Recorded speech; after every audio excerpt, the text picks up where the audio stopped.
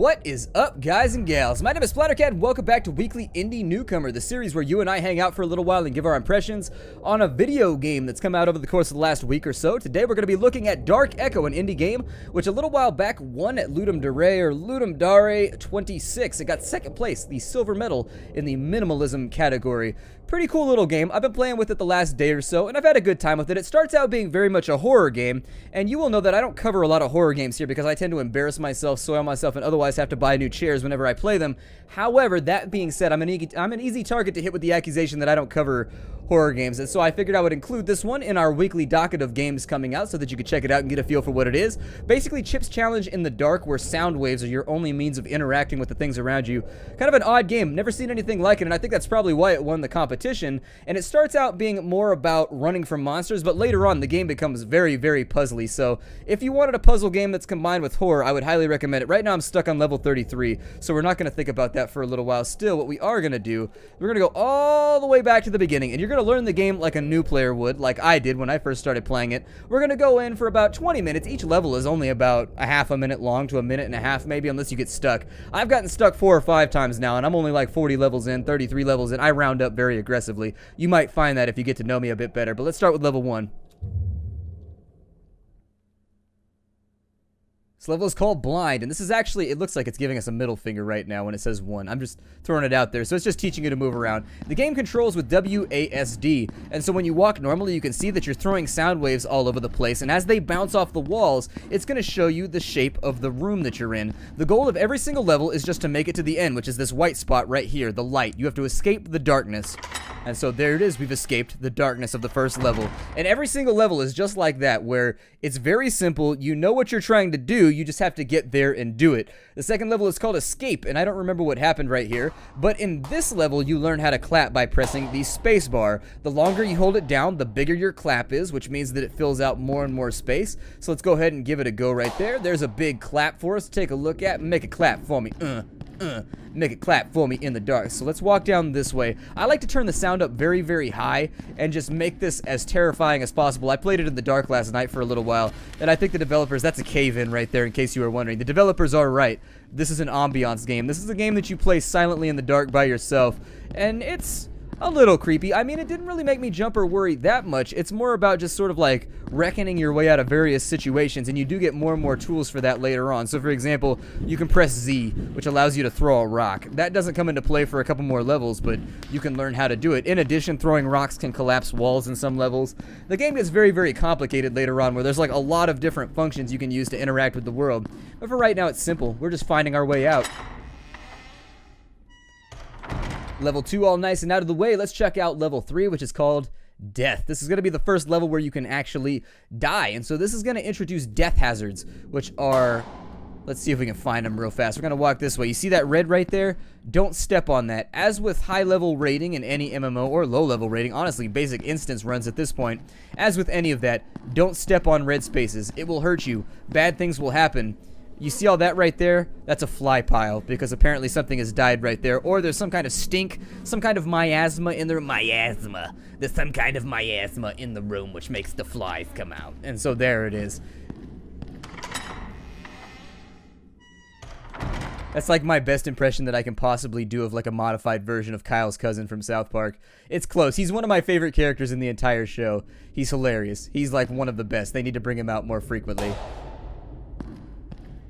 Like, oh, we've got a monster over here. Not gonna run. If you hold down the shift key, you can actually hide from the monster. So right there, we don't mention, like, if we go near him, he will hear us, and we can throw a rock. That'll bait him over to there. And so off he goes to investigate the rock, and then we run from him because we just don't give a damn. And so this level plays around with a lot of ideas, or at least the game plays around with a lot of ideas. There's some levels that are highly reactionary, where you just have to go, and you don't have any time to think. You just have to react to the stimuli that are in front of you. There are puzzle levels where you have to figure out how to manipulate levers and different steps and different things like that in order to get doors to open properly while being chased by monsters. There are levels that are you feeling around in the dark because you're not allowed to move quickly, but you don't want to wake things up. They play with a lot of ideas in this game, and I think that's actually a good thing. This is called Hunted, huh? Well, let's have a look here. Well, it doesn't look like there's anything too terrifying down or in. Oh, the floor's creaking at me. That's not good. I realize that you don't like being stepped on. I don't like being tread on as much as the next surface, but still. Sorry, pal. You're the only way across the death pit. There's nothing that I can do about it right now. Who keeps a death pit in their dungeon? It seems kind of unnecessary. I think I might be able to sneak past right here. Please don't eat me.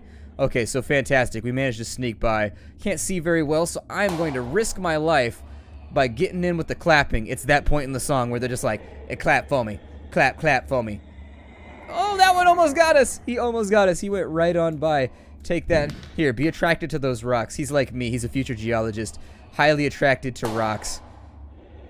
Alright, so let's move this way. I think we've actually got an opening right now. They move towards the last point, the origin of the last sound wave that you sent out. And actually it does work almost exactly by those little waves going out. When the waves come into contact with any of the red monsters, that's when you start to get into trouble and they start to chase you. So I do think that there's a lot of cool ideas right here. I mean, there are definitely levels that are different. So you get chased for a little while. There are some levels where nothing's chasing you. You're just trying to feel your way around in the dark. There are some levels that borrow from like Chip's Challenge where there's moving platforms and you have to manipulate them in the dark. And sometimes it can be very, very difficult to figure out what the mechanic is that you're up against. We'll talk about that later, but for right now, I do like the ideas being put forth. Now, that little yellow spot, that's a floor switch. If you step on that, something's going to change on the map. And so there it is. It opened up a corridor right in front of us. Sometimes I just like to do this right here because it looks cool. Every now and again, just get baked out of your mind and just like watch the lines fall all over the place and be like, wee! Waste an afternoon. I don't do that anymore. I don't know why I'm talking about it here, but you know what? I figured I'd throw it out there. This seems like the sort of game that would do very, very well when aided by chemical stimuli. I don't know. I think we have to go around right here. That or sneak through one of these cracks. I think we have to go around. I think that's just going to capture sound right there to throw you off. Make you all nice and confused. Go around that elbow. Looks like we got a death pit surrounding a switch. Okay. I don't really know what that did for me. It might have opened this door over here. Let's go investigate. Why are your footsteps so loud? Like, damn, son, what are your, like, shoes, like, the soles of your shoes made out of, like, giant wood paddocks or something? Just sitting. He's walking around. He's got himself, like, pallets on his feet, just like, ka-clunk, ka-clunk, ka-clunk. Stranger and stranger still. Let's go ahead and get a feel for the level. Looks like we're surrounded by switches that we can step on.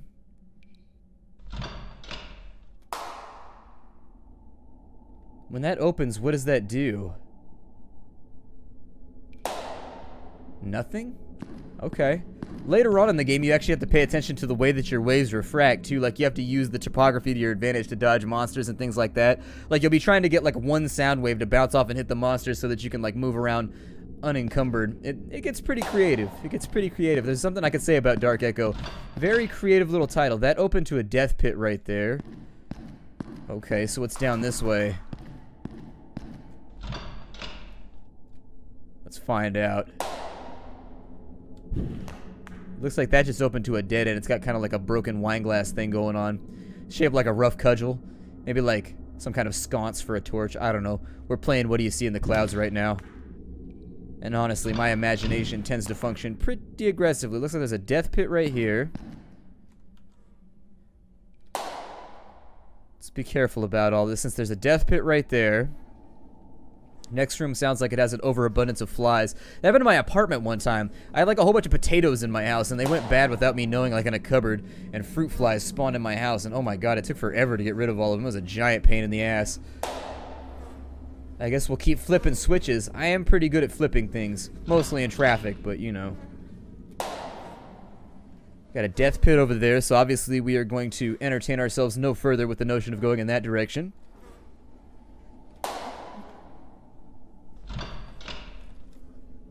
Looks like that's another one. Yep, yet another death pit.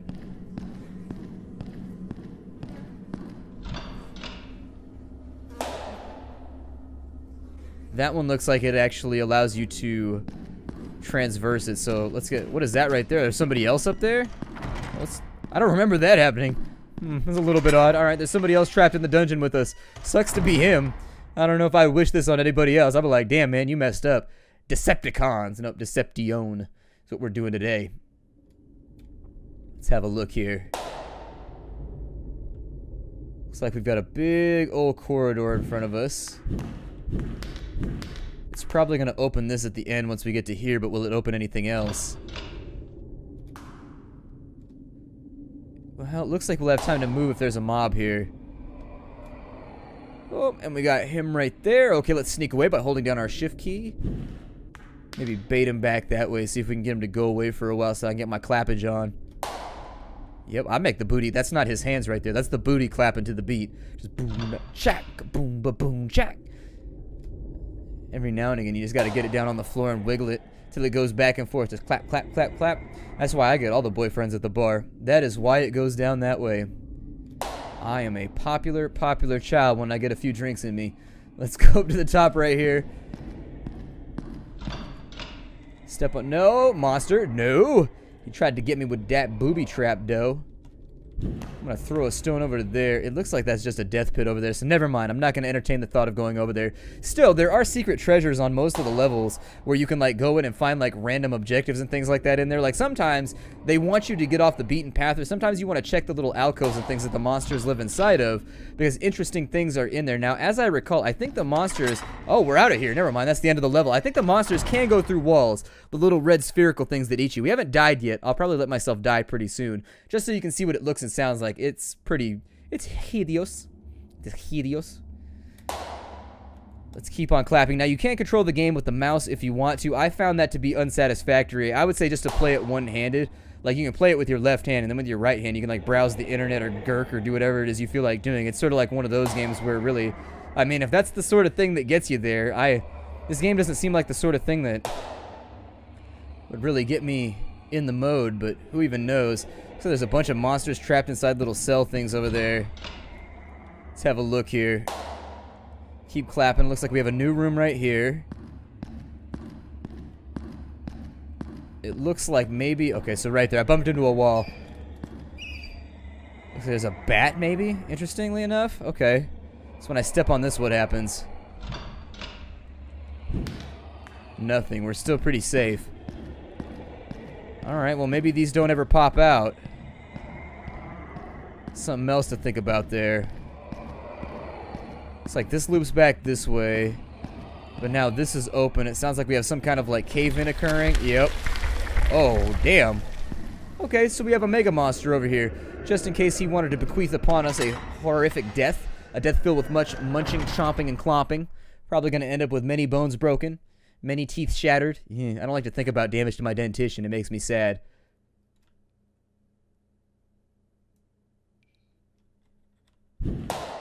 Oh, I didn't mean to do that. They might not be able to chase what they can't hear, but they definitely heard me clapping and throwing stones. Now, technically, at this point in the game, you're not going to know about being able to throw rocks, so I'm sort of cheese-moding it here a little bit. They actually enable you to throw rocks a little bit too early before you get to that point in the tutorial. Ah! I got annihilated. Something edited me. That's unfortunate. That's pretty much like the point of Darwinian evolution, is not to get eaten, right? Like, don't get eaten. Pass those genes on. Like a Goodwill in an area that is really, really, really into Eric Clapton. Oh, we just sneak right through the middle of them right there. They're unattracted to water. A little bit telling. Most creatures of purity love water. I love water. I find myself to be a creature of purity. Try to be anyways. I don't know if it's working out so well. Where are we now? Looks like we got a couple things letting us know where the floor tiles are. Looks like we can travel in either of these directions. Should I clap right here? I should clap right here. Because, oh God!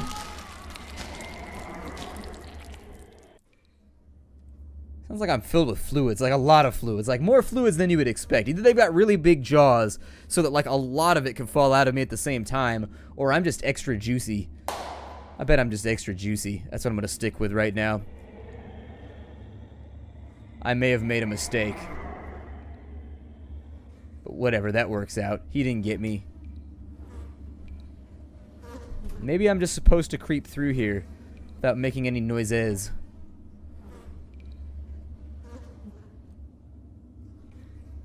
You guys wouldn't put a monster in front of me, would you? Hey, it's the exit! My favorite thing when I'm filled in a monster, when I'm in a monster-filled hellhole. It's totally my favorite thing. I love exits. Exits are the best. Subterfuge.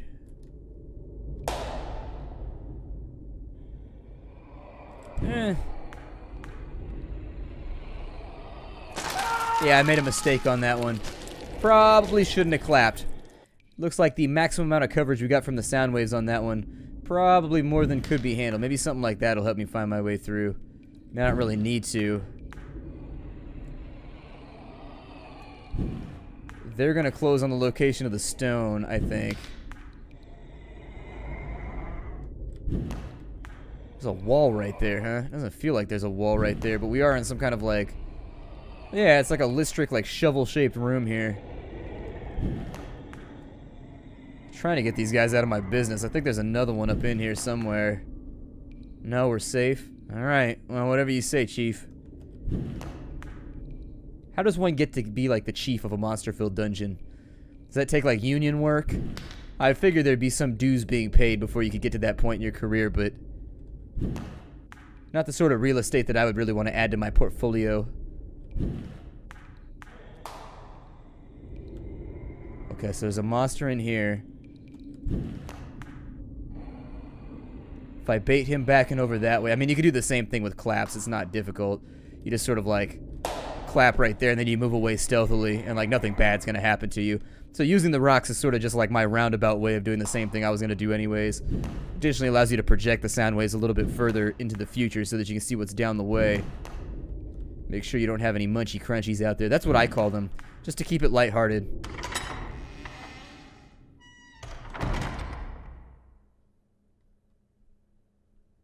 Witness.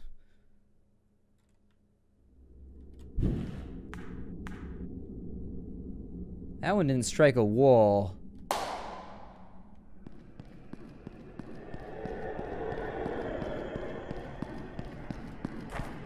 Oh no, what is that?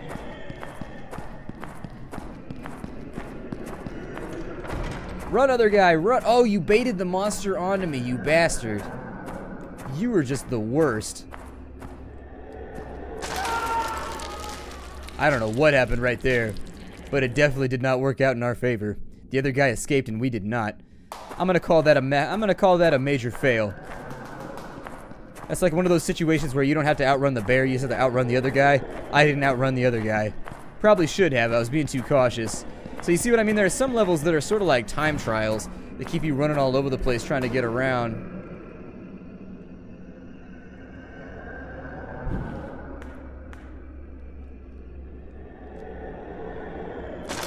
I don't appreciate the fact that you're trying to eat me right now. This makes me upset. I always get upset when I get eaten. Maybe I'm just making too much noise. Maybe I'm missing something along the way. So I'm definitely outrunning the other guy, but somehow he's always making it to cover, and I'm not, and that makes me sad. I hate it when other people live and I don't.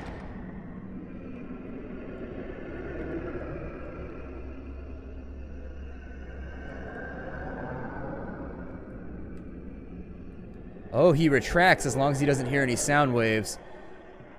That is a big-ass spherical monster. Woo! I just want to leave.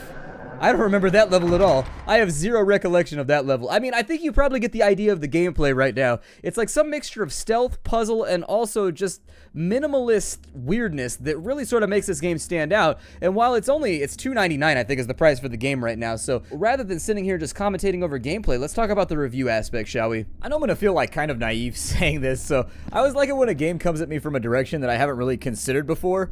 And Dark Echo has that quality working for it in spades, whereas a lot of other games have abysses looking back and all that kind of fun Nietzschean stuff. In Dark Echo, you get to listen to the abyss, and it being a good friend will listen back to you.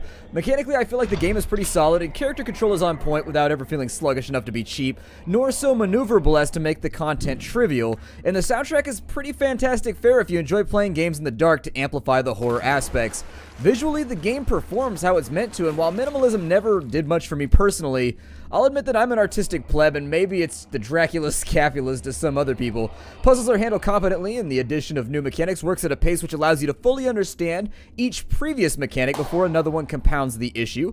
The point of the levels can vary too, with some being like a horrifying sprint to the end of the level, and others being an intellectual crawl to calmly move through. Still, some levels do have missteps and mechanics which aren't really readily apparent even through a lot of experimentation, and if you're anything like me where you're like a little bit slow when it comes to puzzling type stuff, you will hit a brick wall from time to time, and that's just due to the fact that the game relies on abstraction to represent itself visually, and in the exact same way, occasionally the puzzles can get a little too abstract for my tastes. But still, if you're looking for a fear-filled puzzling romp through a damp, dirty dungeon full of dastardly do-baddies, you could do a lot worse than Dark Echo, which as far as an indie offering goes, manages to be both unique and entertaining at the same time.